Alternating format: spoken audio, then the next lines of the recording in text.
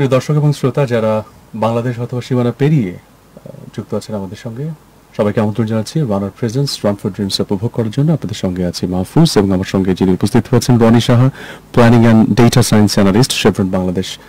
তাকে আমরা আজকে আমাদের সঙ্গে পেয়েছি এবং তিনি একই সঙ্গে আরও অনেকগুলো কাজের সঙ্গে যুক্ত আছেন এবং তার তরুণ সময় থেকে এখনো পর্যন্ত তিনি কিন্তু তাকে ছাড়িয়ে যাওয়ার স্বপ্ন বা যে স্বপ্নের পথ রয়েছে সেখানে তিনি তাকে পৌঁছে নিচ্ছেন এবং চেষ্টা করে যাচ্ছেন অনবরত। আজকে তার কাছ থেকে উৎসাহ ব্যঞ্জক অনেক কিছু আমরা জানবো, কি করে আসলে তিনি এতটা পথ পাড়ি দিয়ে এখানে আসলেন, তার ডেস্টিনেশনটা কোথায়, তিনি কিভাবে সেই কাজগুলোকে ম্যানেজ করছেন, তার কাছ থেকে আমরা শুনতে চাই। রনি সাহেব, আপনাকে আমন্ত্রণ জানাচ্ছি রানার প্রেজেন্স রান ফর ড্রিমসে। আশা করছি ভালো আছেন। জি, থ্যাংক ইউ মাহফুজ ভাই। এবং আমরা যতটুকু জানি যে শেভরন বাংলাদেশে আপনি আরো অনেক কিছু করছেন, আমি সেই প্রসঙ্গে যদি একটু শুনি। Yes, basically Chevron Bangladesh, it's a multinational oil and gas industry. In Bangladesh they are doing exploration. এখানে বাংলাদেশে আমাদের 3টি মেজর গ্যাস ফিল্ড আছে, সেখান থেকে গ্যাস এক্সপ্লোর করে আমরা পেট্রো বাংলাকে দিচ্ছি। এটা হচ্ছে শেভরনের মেইন অপারেশন। আমি শেভরনে মূলত আছি হচ্ছে ফাইন্যান্সিয়াল প্ল্যানিং অ্যান্ড অ্যানালাইসিস ডোমেইনে। এখানে বিজনেস ইন্টেলিজেন্সের কাজগুলো করা হচ্ছে। এখানে আমি আছি অলমোস্ট মোর দেন 5 ইয়ার্স। এর আগে আমি এফএমসিজি এবং বাংলাদেশে আরো কিছু কোম্পানির সাথে কাজ করেছি।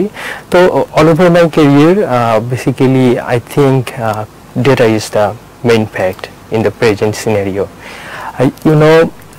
বাংলাদেশ সহ এখন ফার্স্ট ওয়ার্ল্ড কান্ট্রিগুলোর দিকে আমরা যদি তাকাই তাহলে হচ্ছে আসলে আমরা একটা ডেটা ড্রিভেন ইকোনমিতে বসবাস করছি। যদি আমরা ফরচুন 500 কোম্পানিসের টপ 5 কোম্পানিসের দিকে তাকাই, বেসিক্যালি তাদের কোম্পানির মেইন অপারেশন হচ্ছে ডাটা নিয়ে। অ্যালফাবেটের কথা যদি বলি, যার প্যারেন্টস কোম্পানি গুগলের parents company alphabet, Microsoft, Amazon সহ যে কোম্পানিগুলো আছে তারা total capital value, total global capital ভ্যালুতে তাদের কন্ট্রিবিউশন হচ্ছে $3.9 ট্রিলিয়ন।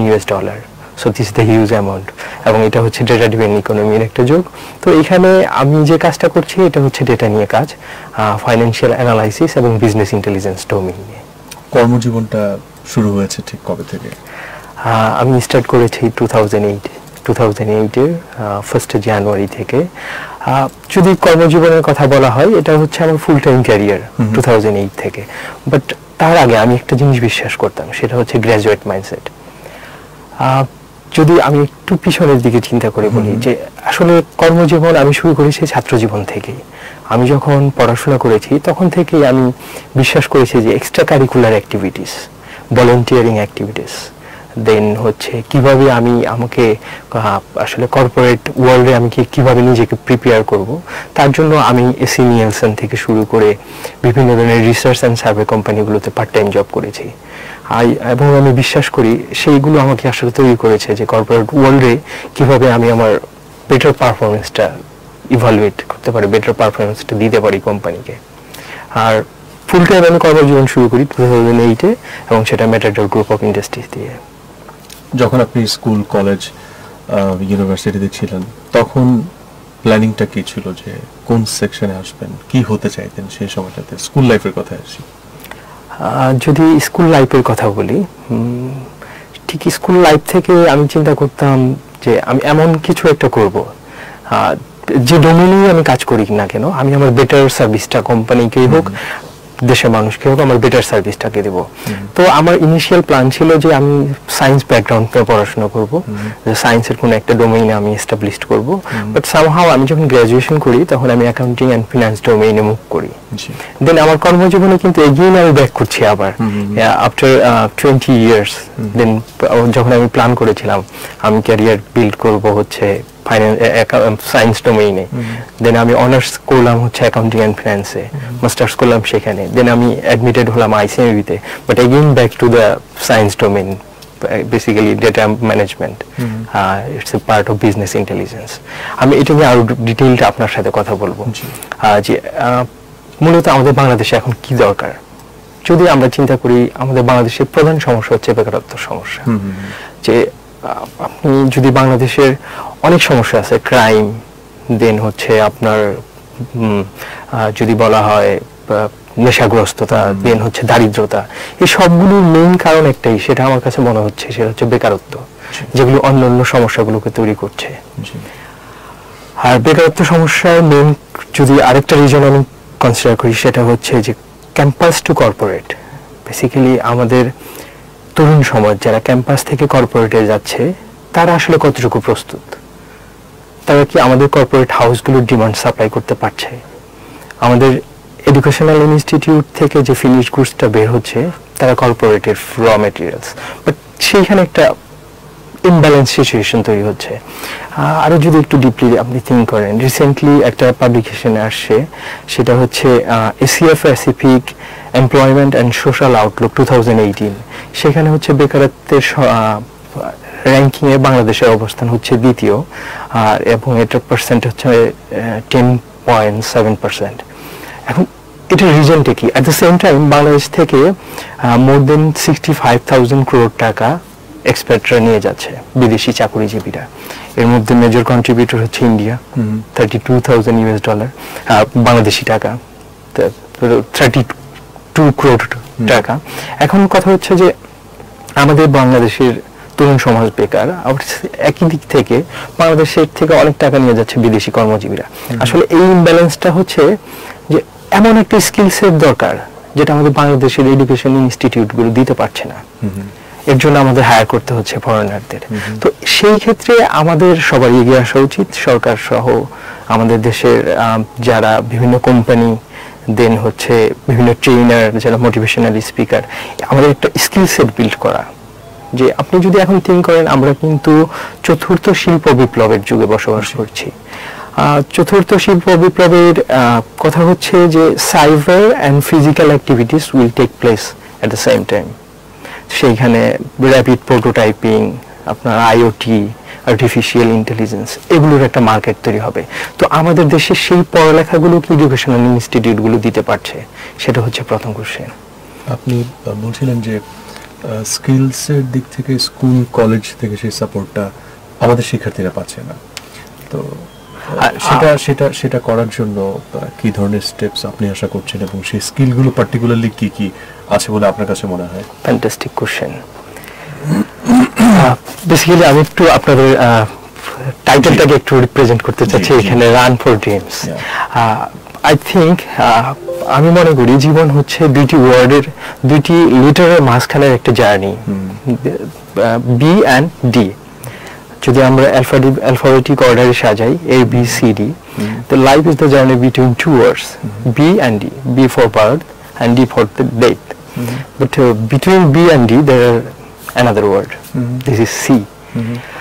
বাট আমাদের দেশে বা আমরা ম্যাক্সিমামই সিটাকে মনে করি সি ইজ ফর চান্স, এটা একটা সুযোগ। বাট এটা ভাবা যাবে না, সি ইজ ইউর চয়েস। আপনাকে আসলে চয়েস করতে হবে আপনি কিভাবে আপনার লাইফটা লিড করবেন। যদি ধরে নিতে পারি যে সি ইজ ইউর ড্রিম, ড্রিমটা এরকম না যে আমি যেটা রাতে ঘুমিয়ে দেখি, নাইটমেয়ারটা কিন্তু ড্রিম না। আমি বিশ্বাস করি ড্রিম হচ্ছে যেটা আমাকে ঘুমাতে দেয় না, যেটার জন্য আমি ঘুমাতে পারছি না, রাত্রে আমি জেগে উঠছি, সেটা হচ্ছে আমাদের ড্রিম। তো এইখানে আমাদের ড্রিমটা হচ্ছে আমাদের ভিশনটাকে ফিক্সড করতে হবে। আমাদের দেশের স্টুডেন্ট বলি, তরুণ বলি, বা যারা আমরা এখন ফ্রেশ গ্রাজুয়েট হয়ে চাকরিতে এন্টার করেছি, তাদের জন্য সেম কথা যে আসলে আমার ড্রিমটা কি, আমাকে ভিশনটা কি, সেটাকে আমাকে ফিক্সড করতে হবে। দেন আমার এর জন্য একটা ওয়ার্কিং প্ল্যান করতে হবে। তো আপনি যেটা বলেছেন যে আপনার গ্যাপগুলো কি কি, আমাদের স্কিল সেটের প্রধান গ্যাপ যদি বলি, তাহলে আমি কি তিনটা কেসে এখানে ক্যাটাগরাইজ করতে চাচ্ছি। ফার্স্ট ওয়ান হচ্ছে ফাংশনাল স্কিল। আসলে অ্যাকাউন্টিং অ্যান্ড ফিনান্স একজন স্টুডেন্ট তার অ্যাকাউন্টিং অ্যান্ড ফিনান্সের ফাংশনাল নলেজটাকে তাকে ইকুইপ করতে হবে, এটাতে তার এক্সপার্টিস বিল্ড করতে হবে। That is the first thing. And second one হচ্ছে টেকনোলজিক্যাল স্কিল। সে অ্যাকাউন্টিং অ্যান্ড ফিনান্স ডোমেনে তাকে নিজেকে প্রিপেয়ার করবে, বাট অ্যাকাউন্টিং অ্যান্ড ফিনান্সের কাজগুলো করার জন্য কিছু টেকনোলজিক্যাল অ্যাপ্লিকেশন থাকতে পারে, লাইক অ্যাস অ্যাকাউন্টিং সফটওয়্যার টালি, SAP, Oracle and any other software. এর সাথে এক্সেল হতে পারে, অফিসের যে কোনো প্রোগ্রাম হতে, মাইক্রোসফট পাওয়ার বিআই হতে পারে, যেটা নতুন প্রোডাক্ট, খুবই ফ্যান্টাস্টিক একটা প্রোডাক্ট। এই টেকনোলজিক্যাল স্কিলগুলো তার মধ্যে ইকুইপ করতে হবে, তাহলে তার ফাংশনাল স্কিলটাকে সেই টেকনোলজিক্যাল স্কিলের কোলাবোরেশন দিয়ে ইজিলি তার কোম্পানিকে প্রেজেন্ট করতে পারবে। And last of the list but very important thing is presentation and communication skill. আমাদের দেশের ম্যাক্সিমাম তরুণদের মধ্যে এটার ঘাটতি আছে, প্রচুর ঘাটতি আছে। সেজন্য কি স্কুল কলেজ কোনোভাবে দায়ী কিনা? না, আমি এই ক্ষেত্রে বলবো না স্কুল কলেজ দায়ী, বাট আমাদের এটা আসলে আমাদের মাইন্ডসেট দায়ী। মাইন্ডসেট দায়ী। এই মাইন্ডসেটটা কার গড়ে দেওয়ার দায়িত্ব? এই মাইন্ডসেটটা গড়ার জন্য আসলে আমাদের সবারই একটা এনথুসিয়াজম থাকতে হবে, আমার শেখার আগ্রহ থাকতে হবে। তবে হ্যাঁ, স্কুল কলেজের একটা দায়িত্ব হচ্ছে শিক্ষার্থীদের মধ্যে শেখার একটা আগ্রহ তৈরি করে দেওয়া। আমরা বিভিন্ন দেশের কারিকুলামের কথা জানি যেখানে আসলে সাইকিয়াট্রিস্টরা কাজ করেন এবং সেখানে একজন শিক্ষার্থীর তার মাইন্ডসেট ডেভেলপমেন্টের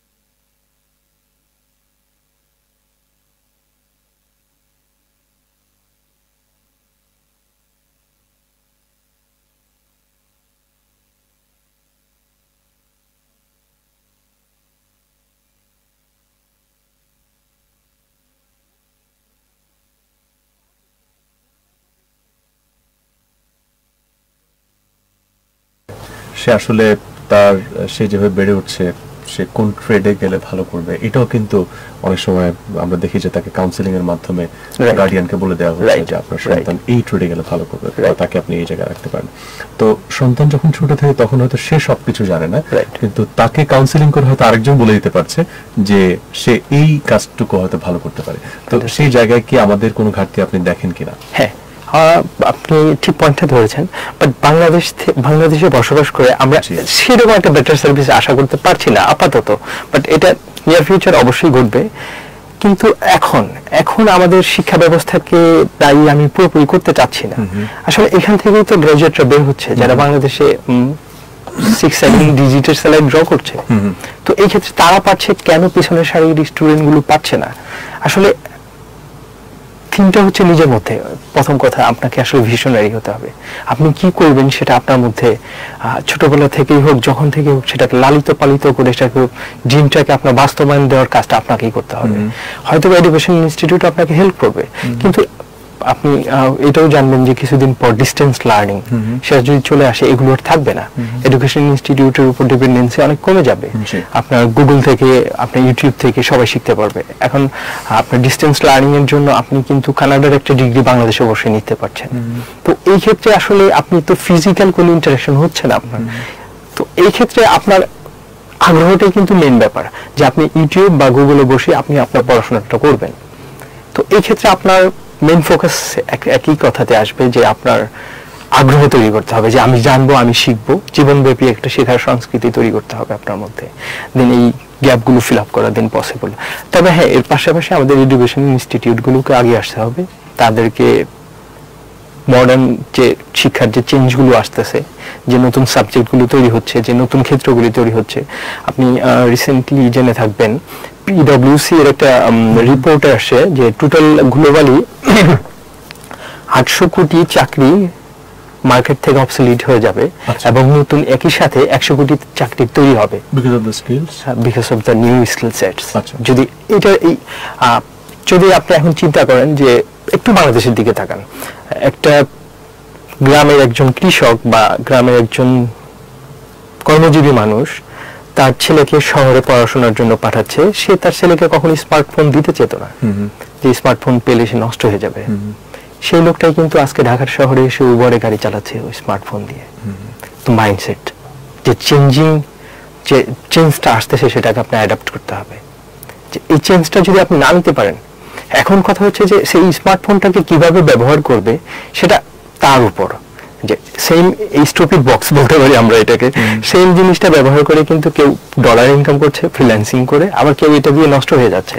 তো আসলে আপনার মাইন্ডসেটটা ফোকাস করতে হবে যে আমি কি করব, এটা ব্যাড থিং আছে, গুড থিং আছে, আমি গুড থিংকে অ্যাবজর্ব করতে পারলে ফিউচার ব্রাইট। আমি কি করব এই সংক্রান্ত অনেক কর্মশালা আমরা দেখি এখনকার সময়ে, যেখানে স্কুল, কলেজ, বিশ্ববিদ্যালয় বা যারা ইতিমধ্যে পাশ করেছেন বা যারা কর্মজীবনে আছেন বা যারা একটু পথ গিয়ে সেখান থেকে ছিটকে গেছেন, এই মানুষগুলো সেই সেশনগুলো বা সেমিনারগুলোতে অ্যাটেন্ড করছেন এবং সেখানে তাদেরকে যারা সফল মানুষ আছেন সেই সফল মানুষগুলো এসে তাদেরকে মোটিভেট করছেন, তাদেরকে দিক নির্দেশনা দিচ্ছেন, তাদেরকে তাদের লাইফ স্টোরি শোনাচ্ছেন, কি করে একটা ভেঙে যাওয়ার জায়গা থেকে আবার নতুন করে নিজেকে তৈরি করা যায় সেই লেকচারটুকু দিচ্ছেন।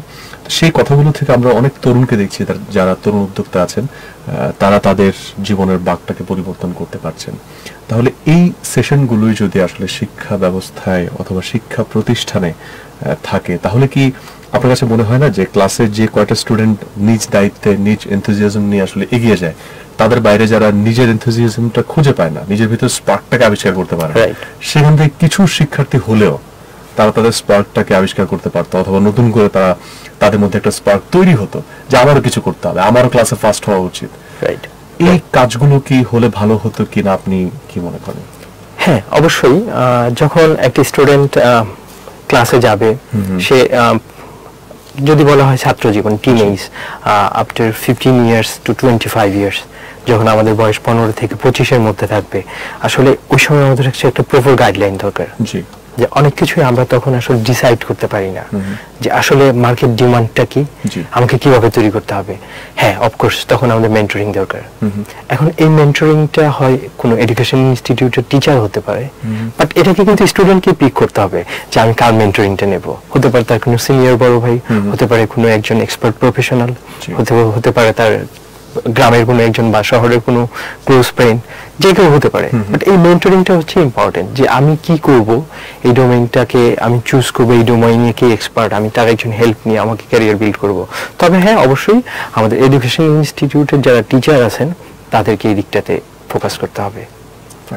সো অনেক তরুণ তো এই মুহূর্তে আসলে আমাদেরকে দেখছেন, আপনার কথাগুলো শুনছেন, একটি জায়গা পার হয়ে আপনি এসছেন, তো সেখান থেকে আমি একটু আপনার পথ চলাটুকু তাদেরকে শোনাতে চাই। 2008 সাল থেকে আপনি একটা ফুল টাইম জবে আসলেন, তারপর আপনি এখন যেখানে আছেন, এর মাঝখানে চড়াই উতরাই কি ছিল বা আপনার স্ট্রাগলটা কি ছিল? বেসিক্যালি আমার স্ট্রাগলটা ছিল, আমি বড় হয়েছি মানিকগঞ্জ জেলাতে। সেখানে আমার প্রাথমিক এবং মাধ্যমিক শিক্ষার গণ্ডি পেরিয়ে দেন আমি চলে আসলাম সাভারে, Savar can't public school and college. সেখান থেকে আমি আমার এইচএসসি কমপ্লিট করি। দেন আমি ঢাকাতে মুভ করি। ঢাকাতে মুভ করার সময় হ্যাঁ, আমার আর্থিক অসচ্ছলতা ছিল না, বাট খুব বেশি সচ্ছল ছিল আমি সেটাও বলবো না। তবে সেই ক্ষেত্রে আমি আসলে আমার বাস্তবতাকে চিনতে পেরেছি, জানতে পেরেছি যে আসলে আমাকে যদি নিজেকে তৈরি করতে হয়, জব মার্কেটে যদি আমি নিজেকে তৈরি করে নিতে চাই, তাহলে আমাকে কি করতে হবে। আর তখন থেকেই আসলে এই আমি আগেই বলেছি যে এক্সট্রা কারিকুলার অ্যাক্টিভিটিস, যে part time job, volunteering activities, তখন আমি বিএনসিসিতে স্কাউটে ছিলাম। তো সেইগুলো আসলে সবকিছু মিলিয়ে আমি মনে করি যে একটা আমার এক্সপিরিয়েন্স থেকে যে আমি আমাকে নিজেকে যেভাবে গড়ে তুলেছি, তো সেই ক্ষেত্রে এক্সট্রা কারিকুলার পড়াশোনার পাশাপাশি এক্সট্রা কারিকুলার অ্যাক্টিভিটিস চালিয়ে যেতে হবে। যখন আমি গ্রাজুয়েশন কমপ্লিট করলাম, তখন আমার ফার্স্ট চাকরিটা হয় ম্যাটাডোর গ্রুপে। তো ম্যাটাডোর গ্রুপের যে সিইও, তার সাথে আমার মূলত কোনো একটা রিসার্চ কোম্পানির ইন্টারভিউ সেশনে কথা হয়েছিল। তো তখন তার সাথে আমার যে ইন্টারভিউটা ছিল, তার সাথে আমার একটি ইন্টারেস্ট বিল্ড হয়। দেন সে আমাকে বলেছিল যে তুমি যদি কখনো ফুল টাইম জব করো, তুমি আমাকে নক করতে পারো। লাকিলি আমি যখন পড়াশোনার মানে অনার্স এবং মাস্টার্স অনার্স কমপ্লিট করলাম, দেন আমি তাকে কল করলাম যে ফুল টাইম জব করব। তো সে আমাকে ডাকলেন, ডেকে দেন ইন্টারভিউ সেশনে দেন আমি কোয়ালিফাইড হলাম এবং তার কিছুদিন পরে ওনারা আমাকে অ্যাপয়েন্টমেন্ট লেটার দিলেন। তো এই যে ব্যাপারটা, আমার যে ফার্স্ট জব যেটা এখন ভেরি চ্যালেঞ্জিং, আসলে ক্যাম্পাস টু কর্পোরেটের সবচেয়ে চ্যালেঞ্জিং মোমেন্টটা যেটা, সেটা হচ্ছে জব এন্ট্রেন্স করা। আর জব এন্ট্রেন্স করার জন্য রেফারেন্স ইম্পর্টেন্ট, বাট এই রেফারেন্সটা কিন্তু আমি নিজে বিল্ড করেছি। সেটা হচ্ছে আমার প্রিভিয়াস এক্সট্রা কারিকুলার অ্যাক্টিভিটিস আমাকে এনে দিয়েছে। তো আমার তরুণদের প্রতি একটাই কথা, যে পড়াশোনাতে তো অবশ্যই সুপার হিরো হতে হবে, ফার্স্ট হতে হবে, রেজাল্ট ভালো হতে হবে, পাশাপাশি extra curricular activities, volunteering activities, এখন বাংলাদেশে কিন্তু এগুলোর জন্য অনেক ইনস্টিটিউট চলে আসে। তো এগুলো থেকে আমরা একটা বিষয়ে আসতে পারি যে connectivity is the productivity. Of course connectivity is the productivity. যেহেতু আপনার কানেক্টিভিটি ছিল, অফকোর্স, এবং সেই কানেক্টিভিটিটা আপনাকে এনে দিয়েছে আপনার এক্সট্রা কারিকুলার অ্যাক্টিভিটিস। এই ক্ষেত্রে একটা থিওরি বলবো, সেটা হচ্ছে relationship is the ground of communication. Exactly, যে আপনার হচ্ছে আপনি যে কোনো কমিউনিকেশন করতে চান না কেন, সবার আগে একটা রিলেশন বিল্ড করতে হবে, এবং রিলেশনের একটা মেইন থিম হচ্ছে এমপ্যাথি, সিম্প্যাথি। যার সাথে যেটা হোক সেটা পোলাইটলি হতে হবে, উইথ লাভ এন্ড অ্যাফেকশন। খুবই চমৎকার। এবং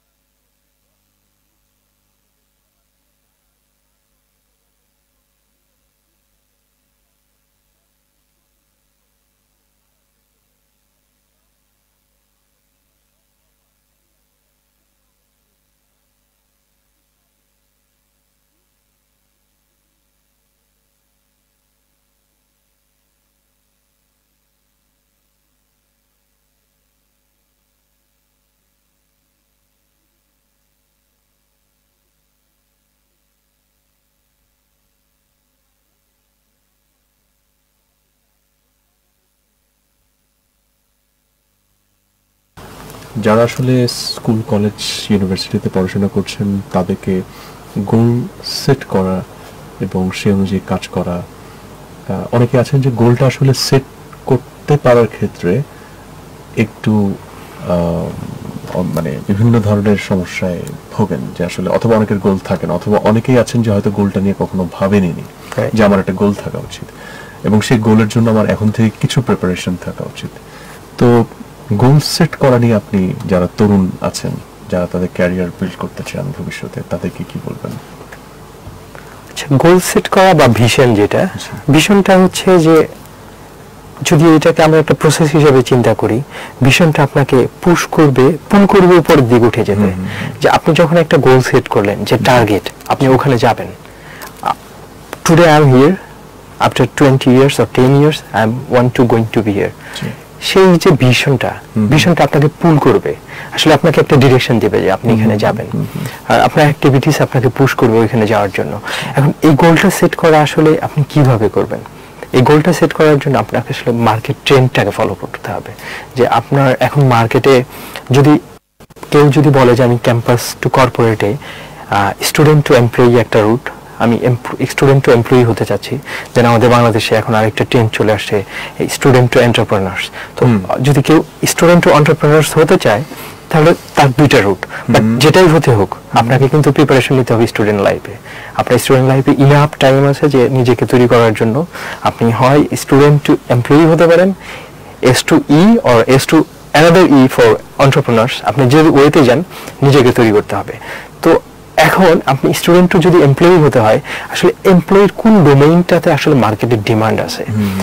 আপনি আমাদের বাংলাদেশে একটা জিনিস খেয়াল করে দেখবেন, যে যখন বিবিএ এর একটা মানে হিরেট পড়ে যায়, সবাই বিবিএ তে অ্যাডমিশন নিচ্ছে, সব স্টুডেন্ট বিবিএ করছে, বাট যখন ওভারফ্লো হয়ে যায় তখন আসলে এত বিবিএ দিয়ে কি করবে? আবার যখন আইটিতে খুব একটা হিড়িক পড়ে যায়, সবাই আইটিতে মুভ করছে, বাট আপনাকে ফোকাস করতে হবে when I will be graduate then market ডিমান্ডটা কি। যারা এখন ফার্স্ট ইয়ারে পড়ে, মার্কেট ডিমান্ডের যে ফ্লোটা আছে সেটা নেক্সট ইয়ার্স গুলোতে কি অবস্থা সেটা স্টাডি করা। আসলে গ্লোবালি খুব খুব দ্রুত চেঞ্জ হচ্ছে। চতুর্থ শিল্প বিপ্লব যেটা ইন্ডাস্ট্রি 4.0, এইখানে আসলে যদি আপনি চিন্তা করেন যে একটা 4 বছরের অনার্সের একটা যে কোর্সটা, আসলে একটা স্টুডেন্ট যখন ফার্স্ট ইয়ার থেকে ফোর্থ ইয়ারে যখন যাচ্ছে, তার ফার্স্ট ইয়ারের পড়াশোনা মার্কেট থেকে অবসলিট হয়ে যাচ্ছে। তো এই ক্ষেত্রে কিন্তু চেঞ্জটাকে আপনাকে খুব দ্রুত অ্যাডাপ্ট করে নিতে হবে। যে আমি এখন অনার্স ফাইনাল ইয়ার পরীক্ষা দিয়ে বের হচ্ছি, আমার ফার্স্ট ইয়ারের পড়াশোনায় যদি মার্কেটে কাজে না লাগে, আমার চাকরির ক্ষেত্রে কাজে না লাগে, তাহলে আমার কিন্তু নেক্সট যে চেঞ্জগুলো আসতেছে ওগুলোকে দ্রুত অ্যাডাপ্ট করতে হবে, তাহলে কর্পোরেট ওয়ার্ল্ডে আমি টিকতে পারবো না। আর এখন তো আপনি যদি বলেন ইটস এ ওপেন মার্কেট, এখন বাংলাদেশের জব মার্কেটে এই চাকরির বাজারটাকে যদি মার্কেট হিসেবে কনসিডার, অবশ্যই মার্কেট, এখানে কিন্তু শুধু বাংলাদেশই প্লে করবে এরকম না, ওপেন মার্কেট সবাই আসবে। শেষের দিকে যাচ্ছে, আমি আরেকটা প্রসঙ্গে এসে তারপরে আমি শেষের দিকে যেতে চাই, সেটা হচ্ছে স্টুডেন্ট টু এন্টারপ্রেনারশিপে যদি আসলে কেউ যান, সেক্ষেত্রে আপনি কি সাজেস্ট করবেন? আসলে স্টুডেন্ট টু এমপ্লয়ি হওয়া উচিত নাকি স্টুডেন্ট টু এন্টারপ্রেনার হিসেবে তার ক্যারিয়ার বিল্ড করার চিন্তা করা উচিত? মানে এমপ্লয়ি হিসেবে জয়েন করলে কোনো একটা প্রতিষ্ঠানের প্রাতিষ্ঠানিক শিক্ষা তাকে এন্টারপ্রেনার হওয়ার জন্য বাড়তি সুবিধা দিবে কিনা, এক। দ্বিতীয়ত হচ্ছে স্টুডেন্ট টু এন্টারপ্রেনার হিসেবে সে যদি কাজ শুরু করে, তাহলে ওই বাড়তি সুবিধা না থাকার কারণে, এমপ্লয়ি হিসেবে কাজ করে একটা অর্গানাইজেশনকে মাথায় না নেওয়ার কারণে সে এখানে কোনো প্রবলেম ফেস করতে পারে কিনা, যেটা তার মাঝ পথে গিয়ে উদ্যোক্তা থেকে ছিটকে যাওয়ার যে গল্প, সেই গল্পের শিকার হতে পারে, এরকম কিছু আপনার আছে কিনা? যদি বলা হয় স্টুডেন্ট টু এমপ্লয়ি, এটা একটা সিকিউর জোন, যে এখানে আপনি আপনার টাইম ইনভেস্ট করবেন, আপনি একটা ফিক্স স্যালারি ড্র করবেন, it's the active income. But student to entrepreneur, it's the passive income. এটা আপনার এক সময় প্যাসিভ ইনকাম জেনারেট করবে, আপনি না থাকলেও আপনার একটা ইনকাম জেনারেট হবে। তো এই আপনি স্টুডেন্ট টু এন্টারপ্রেনিয়র আর student to employee, it's depends on your capabilities. যে আমি যখন স্টুডেন্ট থাকবো, আমি সেই লিডারশিপ, সেই কোয়ালিটি বিল্ড করতে পারছি কিনা, ইনোভেটিভ আইডিয়া আছে কিনা। যে আমি যখন এন্টারপ্রেনিয়র হতে চাই, এখন শুধু তো এন্টারপ্রেনার হলে হবে না, সেটাকে এন্টারপ্রেনার হতে হবে। যে আমি হতে চাই, দ্যাট ইজ ফাইন। তো এই ক্ষেত্রে হচ্ছে যে অর্ডিনারি পিপল এবং এক্সট্রা অর্ডিনারি পিপলের একটা ডেফিনেশন আছে। যে ordinary people to extraordinary পিপলের একটা মেইন ডিফারেন্স হচ্ছে এক্সট্রা একটা word, extraordinary, extraordinary. তো এক্সট্রা অর্ডিনারি পিপলটা আসলে ব্যবসার জন্য পারফেক্ট। তারা জানে কিভাবে একটা আইডিয়াকে বাস্তবায়ন করতে হয়। বিজনেস আসলে একটা আইডিয়া, আপনার মাথায় যে আইডিয়াটা আছে সেটা এক্সিকিউট করে সেখান থেকে মানি মেক করা। তো এটা যদি করতে হয় তাহলে সেই কোয়ালিটিগুলো বিল্ড করতে হবে। তবে আপনি যেটা বলেছেন যে রিস্ক আছে কিনা, হ্যাঁ, এন্টারপ্রেনার হওয়ার ক্ষেত্রে একটা রিস্ক আছে। বাট এখন যদি আপনি ইনোভেটিভ কোনো আইডিয়া নিয়ে বিজনেসে নামতে পারেন, তাহলে সেই রিস্কটা অনেক কম। যেমন আপনি এখন রিসেন্টলি দেখবেন আমাদের দেশ থেকে পাঠাও কিন্তু এখন একটা 100 কোটি টাকার কোম্পানি। তো তারা কিভাবে পারলো? তো অসম্ভব কিছু না, বাট সেই ক্যাপাবিলিটি, সেই কোয়ালিটিস এবং সেই আইডিয়াটা যদি আপনার থাকে এবং এটাকে যদি বাস্তবায়ন করা যায়, যদি এটাকে আপনি সব রূপদান করতে পারেন, আপনার আইডিয়াটাকে কোনো প্রোডাক্ট আর সার্ভিসে নিয়ে যেতে পারেন, দেন ইট উইল বি সাকসেসফুল।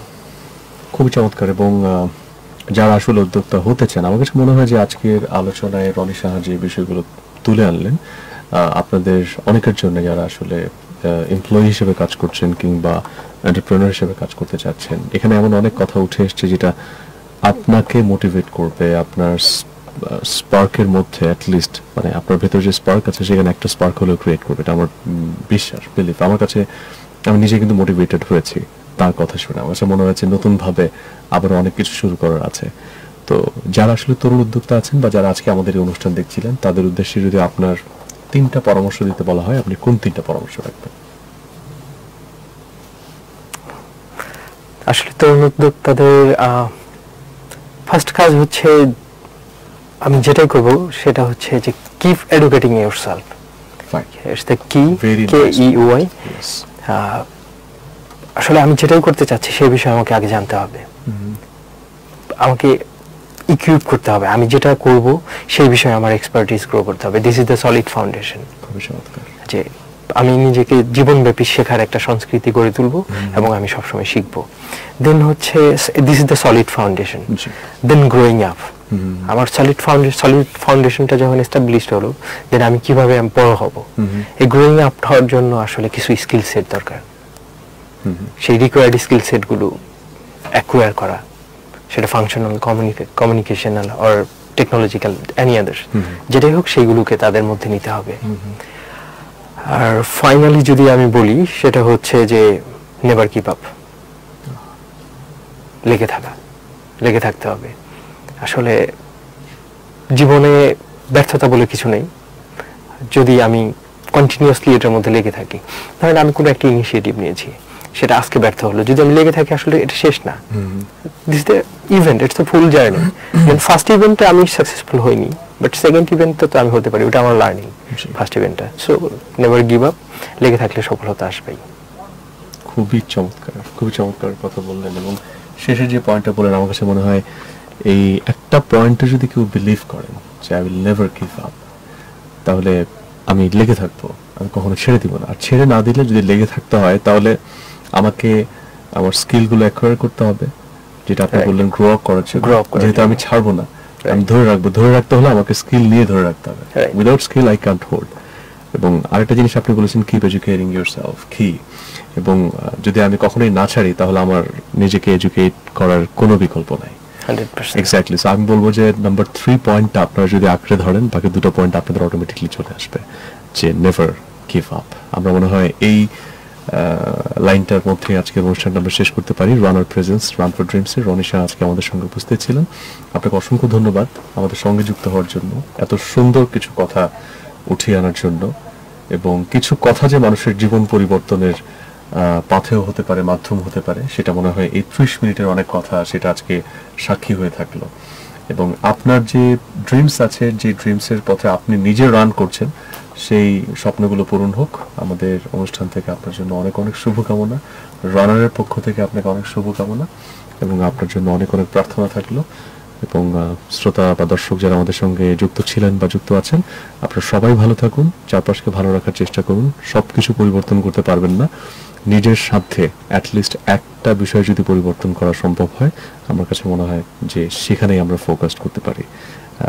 সব কিছু আসলে একা করা যায় না, একা হয়তো একটা বিষয় খুব সুন্দরভাবে করা যায়। চলুন আমরা সবাই মিলে প্রত্যেকে একটা কাজ সুন্দর করে করি, দেখবেন যে অনেক কাজ সুন্দর হয়ে গেছে। ভালো থাকুন, চারপাশকে ভালো রাখুন। আজকের মতো এখানেই বিদায় নিচ্ছি, এবং শুনতে থাকুন সিটি এফএম 96।